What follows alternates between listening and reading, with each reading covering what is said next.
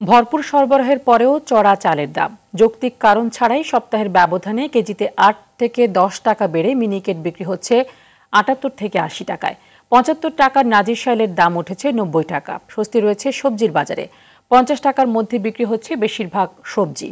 আরও কমেছে ডিমের দাম, কমতির দিকে ডাল ও ছোলার দামও। আরও জানাচ্ছেন সেলিম মালিক। দেশে চলছে আমনের মৌসুম। সরকারি উদ্যোগে ২৮ ডিসেম্বর পর্যন্ত আমদানি করা হয়েছে আরও প্রায় ৬০,০০০ টন চাল। স্বাভাবিক নিয়মে চালের দাম কমার কথা। এমন বাস্তবতার পরও বাজার চলছে ঠিক উল্টো পথে। এক মাস আগে মিনিকেট ছিল ৬৮ থেকে ৭০ টাকা, এখন মিনিকেট ৭৮ থেকে ৮০ টাকা। ২৮ যেটা এটা ছিল ৫৫-৫৬, ওই ২৮ চাল ৬০ থেকে ৬২ টাকা। মিলারদের সিন্ডিকেট আর কর্পোরেট কোম্পানিদের সিন্ডিকেট ছাড়া আর অন্য কিছু না। রমজানের বাকি আরো ২ মাসের বেশি। এর আগেই বেশ খানিকটা কমেছে ডাল ও ছোলার দাম, তবে বাড়তি এলাচের দাম। তেল মোটাটা ছিল ১১০, এখন ১০৫।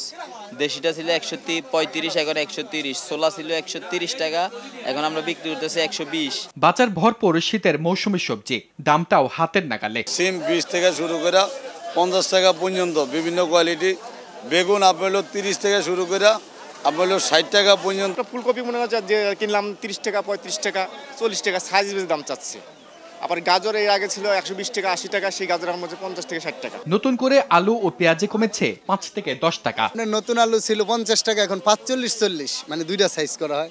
পুরান আলু হলো ৫০ টাকা, ৬০ টাকা। আর পেঁয়াজ হচ্ছে আপনার হলো দেশিরা ৬০ টাকা, ৬৫ টাকা। আরো কমেছে ডিমের দাম। লাল ডিমের ডজন ১৩০ টাকা, সাদা ডিম ১২৫ টাকা, গত সপ্তাহে ছিল ১৩০ টাকা। দেশি মাছে গড়ে বেড়েছে ১০০ টাকার মতো। ২০০০ টাকার উপরে পদ্মার ইলিশ। দেশি শিং মাছ কেজি ১০০০ টাকা, কই মাছ কেজি ১২০০ টাকা, নদীর রুই মাছ কেজি ৮০০ টাকা। আগে ১ কেজি সাইজের মাছ বিক্রি করছিলাম আপনার ১৯০০-২০০০, এখন আজকে ২২০০ টাকা বিক্রি করতেছি। নিম্নবিত্তের নাগালের বাইরে ব্রয়লার মুরগি কেজি প্রতি বিক্রি হচ্ছে ১৯০ থেকে ২০০ টাকা। গরুর মাংস ৭৩০ থেকে ৭৫০, আর খাসির মাংস ১২০০।